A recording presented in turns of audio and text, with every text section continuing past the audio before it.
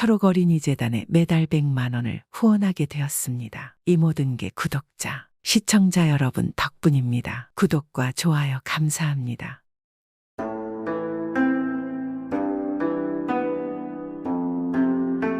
옛날 옛적에 젊은 임금이 있었습니다. 이 임금은 처음에는 아주 훌륭한 군주였습니다. 백성들을 사랑하고 신하들에게 존경받는 그런 임금이었습니다. 이 임금에게는 가장 믿고 의지하는 친구와 같은 신하가 한 명 있었습니다. 이 친구와는 어릴 적부터 중마고우로 임금이 왕에 오르기 전부터 스스럼 없는 사이였습니다. 이 친구는 항상 임금의 의중을 잘 알고 있었습니다. 임금이 왕에 오르기 전에 있었던 일입니다. 날씨가 좋은 어느 날 친구가 임금에게 말했습니다. 이복에 오늘 날씨도 좋은데 서책은 집어치우고 우리 산행이라도 하세. 자네가 옥좌에 오르면 가고 싶어도 못 갈 터이니. 그런가 이런 날은 궁에 갇혀있기에는 정말 아깝군. 그럼 인근산에 산보나 가세. 그런데 자네는 어찌 내 마음을 그리 잘 아는지 모르겠군. 나도 지금 궁에 벗어날 생각을 하고 있었는데. 내가 자네를 모르겠는가. 자네와 내가 지내온 세월이 얼마인데 자네의 눈빛만 봐도 뭘 원하는지 안다네. 그렇게 둘은 인근 산에 올라가 한양이 잘 보이는 바위에 앉아 쉬고 있었습니다. 임금은 자신의 신분 때문에 누구도 접근하지 못했는데 이 친구만이 자신의 곁에 항상 있어 주어서 너무 좋았습니다. 이복의 친구, 내 곧 왕좌에 오를 것이네. 그러면 지금처럼 이리 자유롭게 다닐 수도 없고 볼 수도 없네. 궁에 박혀 정사만 봐야 할 것이야. 그리고 누구도 나와 어울릴 수도 없을 것이야. 그래도 자네만 있으면 내 그리해도 좋네. 나의 눈과 귀가 돼주고 내가 알지 못하는 것을 많이 가르쳐주게. 내 자네와 함께라면 백성을 잘 살피는 좋은 군주가 될 자신이 있네. 이복에 당연한 것 아니겠는가. 난 자네가 왕좌에 올라도 자네는 나에게 있어서 임금님이 아니라 내 소중한 중마고우로라네. 내 목숨을 내놓아도 전혀 아깝지 않는 내가 오직 믿는 내 친구이지 않는가. 내가 자네가 좋은 군주가 될 수 있게끔 자네 곁에 항상 있을 것이네. 그럼 우리 이만 내려가세. 조금 있으면 날이 기울 것 같군. 그래야겠군. 내 조금만 안 보여도 궁이 발칵 뒤집힐 것이니 많은 사람들이 나 때문에 곤욕을 치를 게야. 그리 말하고 임금과 친구는 산을 내려가려 하는데 친구가 그만 바위에서 삐긋한 것입니다. 친구는 바위 밑으로 그만 떨어지고 만 것입니다. 임금은 순간 정신이 멍해졌습니다. 그리고 다급하게 바위 밑으로 가보았습니다. 친구가 의식을 잃고 쓰러져 있는 것입니다. 임금은 순간 너무 당황했습니다. 궁에 가서 사람을 불러오자니 시간이 너무 걸려 친구가 위험할 것 같았습니다. 그래서 임금은 혼자서 중얼거렸습니다. 그래, 안 되겠다. 내가 없고라도 빨리 의원에게 가야겠다. 산길이 험해서 시간이 다소 걸리겠지만 그리라도 안 하면 이 친구의 목숨이 위험해. 그렇게 임금님은 친구를 업고 천천히 산을 내려왔습니다. 그리고 사람들을 발견하고는 도움을 청했습니다. 친구를 궁에 데려가 어이를 불러서 진맥을 보게 했습니다. 그러나 어이는 임금에게 말했습니다. 지금 상태는 조금 지켜보아야 할 것입니다. 닷새 동안 깨어나지 못하면 어쩔 방법이 없습니다. 이 말을 들은 임금은 어이에게 말했습니다. 필요한 것은 모두 써라. 내 어떤 것도 허락할 것이니 제발 눈만 뜨게 하라. 임금은 그날 이후로 친구 곁에서 깨어날 때까지 곁에 있었습니다. 많은 신하들이 걱정을 하고 만류도 해봤지만 임금은 친구가 깨어날 때까지 곁에 있었습니다. 그리고 닷새가 되는 날 친구가 정신이 들고 눈을 떴습니다. 임금은 그제서야 안도의 한숨을 쉬었습니다. 아, 다행이네. 난 자네가 정말로 큰일 나는 줄 알았구만. 임금은 그제서야 자신의 처소로 돌아가서 잠이 들었습니다. 그렇게 임금은 친구를 그 누구보다도 좋아했고 신뢰를 했습니다. 그리고 얼마 후 임금님의 자리에 올랐습니다. 원래 백성들을 사랑하였기에 금방성군이라 칭할 정도의 군주가 되었습니다. 임금의 곁에는 항상 친구가 함께했습니다. 임금은 친구를 너무나 믿었기에 나라의 중요한 일을 처리할 때에는 언제나 친구와 의논을 하였고 많은 권한들을 친구에게 주었습니다. 친구는 임금을 지키는 궁의 호위대장도 겸직했습니다. 그런데 어느 날 충격적인 일이 발생하였습니다.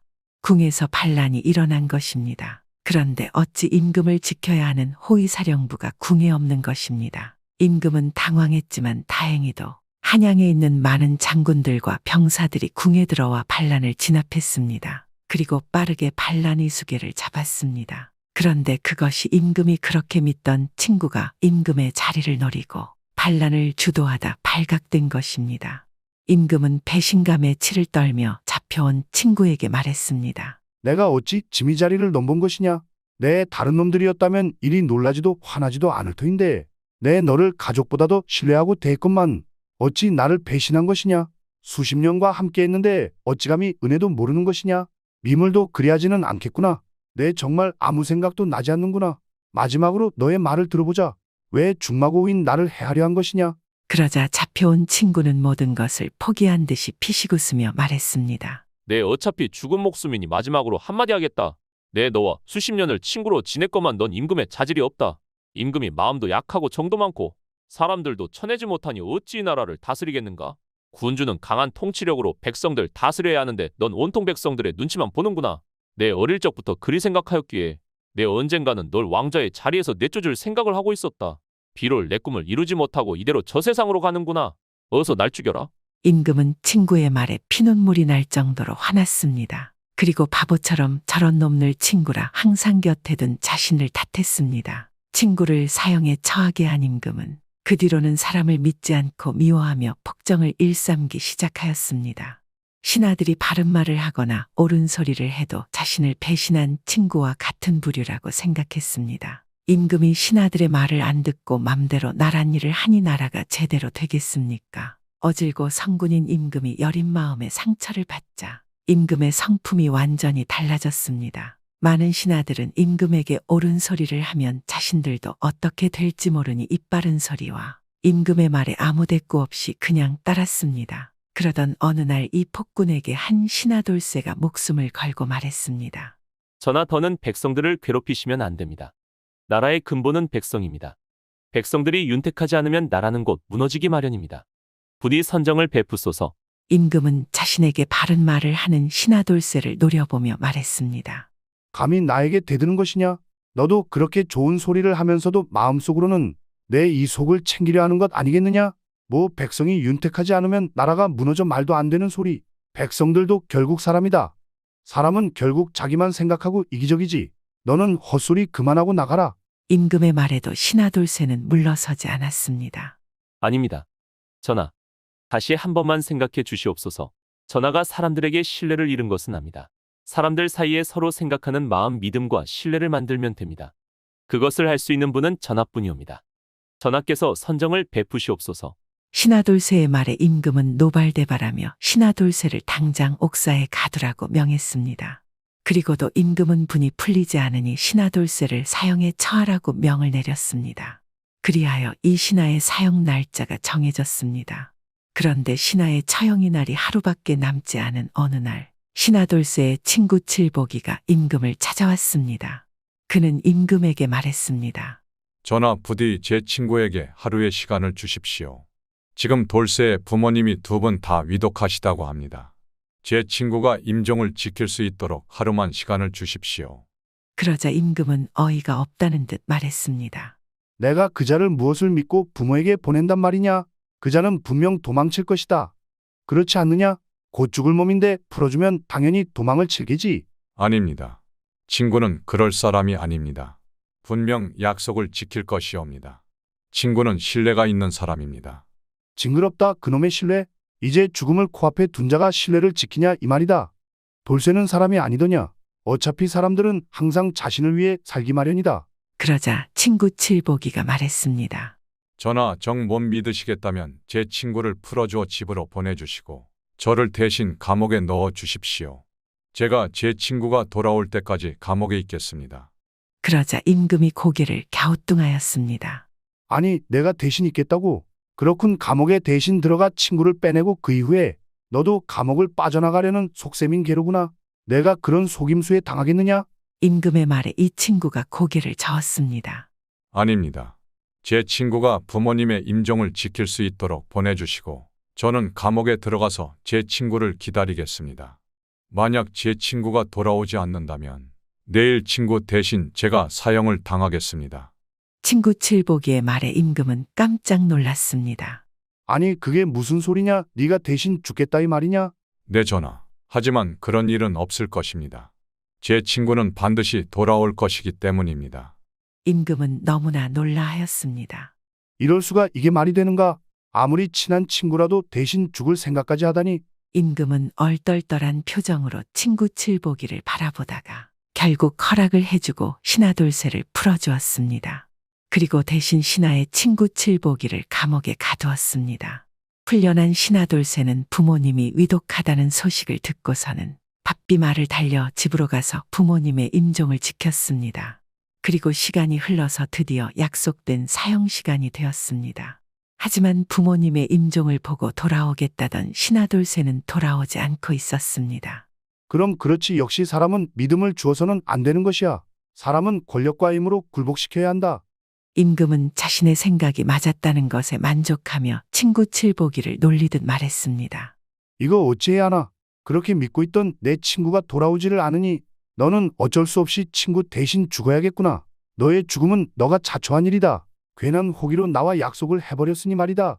그러자 친구 칠보기가 말했습니다. 아닙니다. 분명히 돌아올 것입니다. 뭐라고 아직도 그놈을 믿고 있는 것이냐? 어리석도다 어리석아. 나도 옛날엔 너처럼 사람을 굳게 믿은 적이 있었지. 하지만 결국 믿음의 배신을 당했었다. 너도 죽음으로써 너의 어리석음의 대가를 치를 것이다. 그러자 친구 칠보기가 말했습니다. 아닙니다. 저는 여전히 제 친구를 믿습니다. 그는 언제나 믿음을 저버리지 않는 사람입니다. 만약 제 친구가 결국 오지 못하게 된다면 그것은 그가 일부러 오지 않는 것이 아니라 피치 못할 천재지변이라도 당했기 때문일 것입니다. 자신의 조롱에도 생각을 바꾸지 않는 눈앞의 친구를 보면서 임금은 고개를 저었습니다. 그리고 마침내 처형당할 시간이 되었습니다. 자, 이제 사형을 집행해야겠구나. 친구를 위해 죽음을 당하는 너의 심정이 어떻느냐? 친구를 믿었던 너에게 죽음이라는 믿음의 대가가 따르게 되었구나. 내가 누차 말하지만 사람은 믿으면 안 되느니라. 믿어서 상처를 받는 사람은 결국 자신이 손해일 뿐. 너도 이제는 죽기 전에 깨닫게 되는구나. 그러자 친구는 여전히 눈빛 하나 흔들리지 않고 말했습니다. 제 소중한 친구를 위해 목숨을 버리는 것은 전혀 슬프거나 아깝지 않습니다. 저를 죽이십시오. 그 말을 들은 임금은 순간 마음이 흔들렸습니다. 이 자는 참으로 진심이구나. 대단한 자로구나. 죽이기 아깝도다. 어찌 죽음을 앞에 두고도 자신보다 자신의 친구를 생각하는 것인가? 하지만 임금은 고개를 저으며 다시 생각했습니다. 결국 아닌 것은 아닌 것이지. 돌쇠 또한 이런 친구의 믿음을 저버리고 도망을 쳤지 않은가? 믿음의 대가는 오직 배신과 실망뿐이다. 임금은 곧 의금부대장에게 처형을 명했습니다. 그리하여 의금부에서 독이 든 사약을 칠보기 앞에 놓았습니다. 그런데 그때였습니다. 멈추시오.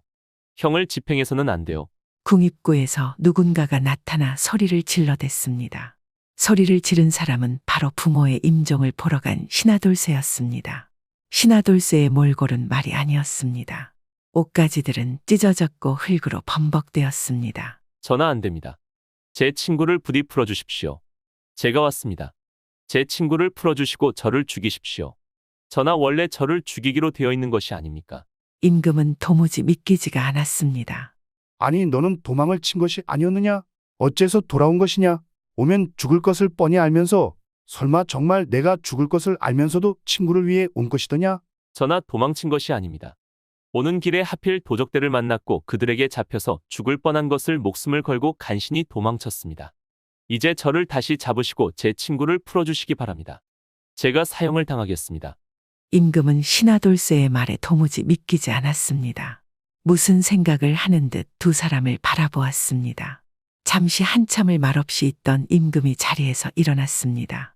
그리고는 신하 대신 묶여있는 친구 칠보기를 일으켜 세웠습니다. 어찌 이럴 수 있는가? 이 정도로 서로 믿을 수 있는 관계가 있단 말인가?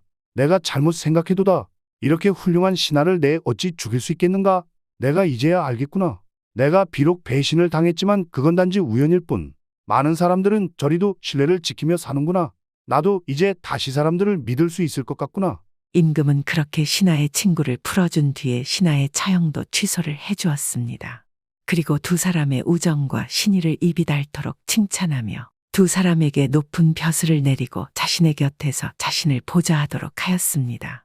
임금은 두 사람의 우정을 보고 사람에 대한 믿음을 되찾게 되었고 두 신하의 올바른 보좌를 받아서 옛날의 성군의 모습으로 돌아갈 수 있었습니다. 이번에는 친구를 너무 믿었기에 그 배신으로 모든 사람을 믿지 않게 된 임금이 두 친구의 우정을 보며 다시 사람을 믿게 되었다는 이야기이지 않겠습니까? 요즘 우리들도 살아가며 사람들에게 상처를 많이 받습니다. 그러나 그 상처는 결국 사람들에 의해서 다시 아물지 않을까요? 사람들을 안 믿는 것보다 믿는 게 더 좋지 않을까요? 옛날 옛적에 가난한 청년 돌쇠가 살았습니다. 돌쇠는 어려서부터 부모를 여의어서 열심히 일했습니다. 남들은 부모 밑에서 호강하며 살았지만 돌쇠는 돌봐줄 부모가 없었기에 밤낮으로 일만 했습니다. 그러나 너무 가진 게 없었기에 아무리 일해도 돈을 모을 수 없었습니다. 또한 엎친 데 덮친 격으로 돌쇠가 살고 있는 마을은 몇 년의 걸친 가뭄에 혹독한 흉년이었었습니다. 돌쇠는 그렇게 힘들게 살다 생각했습니다. 그래, 더 이상 이곳에 있어서는 돈은커녕 굶어 죽을 것이야. 이 마을을 떠나야 해. 이곳에서는 아무리 열심히 일해도 희망이 없어.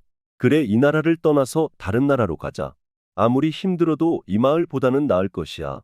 돌쇠는 돈을 많이 벌고 싶은 욕심에 압록강을 건너 중국에 가게 되었고 중국에서 돈이 많은 상인의 집에서 일하게 되었습니다. 중국 상인에게는 딸이 하나 있었는데 너무 아름답고 성심이 착했습니다. 돌쇠는 첫눈에 마음을 빼앗겼습니다. 아, 저리 아름다운 처자가 있었단 말인가? 꼭 하늘에서 선녀가 내려온 것 같아. 내 여기서 열심히 일해서 상인의 눈에 들어 저색시와 살아야겠다. 그러던 어느 날 돌쇠에게 기회가 왔습니다. 상인의 딸이 시장에 구경을 가다 동네 건달들을 만난 것입니다. 서너 명의 건달들은 상인의 딸의 미모에 반해서 희롱하기 시작했습니다. 상인의 딸은 그 자리를 벗어나려 했지만 건달들은 상인의 딸을 잡고 놓아주지 않았습니다. 상인의 딸은 너무 무서워서 덜덜 떨며 눈물을 흐르며 살려달라고 소리쳤습니다. 그러나 아무도 도와주는 사람은 없었습니다. 그런데 마침 돌쇠가 상인의 심부름을 마치고 그곳을 지나가게 되었습니다. 돌쇠는 어디서 낯익은 목소리가 들려와서 그곳으로 갔습니다. 그곳에는 자신이 사모한 상인의 딸이 공경에 처한 것을 보게 되었습니다. 돌쇠는 눈이 돌아가지 않겠습니까? 내 이런 시정잡배들이 우리 아가씨에게 무슨 짓을 하는 것이냐? 내 이놈들을 가만히 안 두겠다. 돌쇠는 그렇게 서너 명의 건달들에게 무작정 덤비었습니다. 돌쇠는 어려서부터 혼자 살아왔기에 싸움에는 이골이 났습니다. 돌쇠는 그렇게 서너 명의 건달들과 싸움이 붙었고 돌쇠는 안간힘을 썼습니다. 그러나 역시 상대는 여러 명이어서 돌쇠가 감당하기 힘들었습니다. 그러나 돌쇠는 상인의 딸을 꼭 붙잡고 매질을 당했습니다. 건달들도 아무리 때려도 포기하지 않는 돌쇠를 보고 질겁했습니다. 그리고 포기한 듯 그곳에서 도망을 쳤습니다. 돌쇠는 그제서야 안심이 된 듯 자리에 누웠습니다. 그것을 본 상인의 딸은 한없이 눈물을 흘리며 돌쇠를 바라보았습니다. 그 후 돌쇠와 상인의 딸은 어느새 연모하는 사이가 되었습니다. 그렇게 돌쇠에게는 매일 꿈 같은 하루를 보냈습니다. 돌쇠와 상인의 딸은 매일 사랑이 커가기만 했습니다. 하지만 이를 알게 된 딸의 아버지 상인은 돌쇠가 가난하다는 이유로 그들의 사랑을 반대하였습니다. 그래서 돌쇠는 굳은 결심을 하고 상인의 딸에게 자신의 나라로 돌아가서 꼭 부자가 되어 돌아오겠으니 그때까지 기다려 달라고 말하였습니다. 내 꼭 내 나라에 가서 돈을 많이 벌어오겠소. 여기서 배운 장사 실력이라면 금방 돈을 많이 모을 수 있을 겁니다. 상인의 딸은 돌쇠에게 기다릴 것을 다짐하였고 자신이 꽃을 좋아하므로 자신의 나라에선 볼 수 없는 꽃과 씨앗을 가져와 달라고 부탁하였습니다. 몇 년 동안 온갖 고생을 하며 큰돈을 모으게 된 돌쇠는 이제 자신이 사랑하는 여인을 찾기 위해서 다시 중국으로 향했습니다. 그의 손에는 국화꽃과 꽃씨를 들고 있었습니다. 하지만 그를 기다릴 줄만 알았던 상인의 딸은 오랜 시간 기다리다 지쳐서 이미 다른 사람에게 시집을 갔고 돌쇠는 낙담을 하였습니다. 그래도 돌쇠는 딸을 사랑하는 감정에 갖고 온 꽃씨를 심기로 하였습니다. 땅을 파고 하나의 씨앗을 묻을 때 돌쇠는 감정이 복받쳐 올랐습니다. 내가 무슨 이유로 그렇게 열심히 일을 했겠습니까? 모두 당신을 얻기 위해서였습니다. 돌쇠의 눈물은 씨앗에 떨어졌습니다. 씨앗은 후에 하얀색 국화로 피어났습니다. 정녕 당신은 나를 사랑하지 않았단 말입니까? 나의 사랑은 짝사랑이었나요? 혼잣말을 하며 눈물을 흘렸고 눈물이 다시 씨앗에 떨어졌습니다. 그러자 씨앗에서 황색 국화가 피어났습니다. 돌쇠는 다시 말했습니다. 당신은 나를 사랑하지 않았을진 몰라도 나는 당신을 매일 그리워합니다. 흐르는 눈물은 또 씨앗에 떨어졌고 적색 국화가 피어났습니다. 그래서 하얀색 국화의 꽃말은 진실이고 황색 국화의 꽃말은 짝사랑, 적색 국화의 꽃말은 당신을 사랑합니다가 되었다고 합니다. 오늘도 시청해 주신 여러분 좋은 하루 되세요. 구독은 공짜입니다.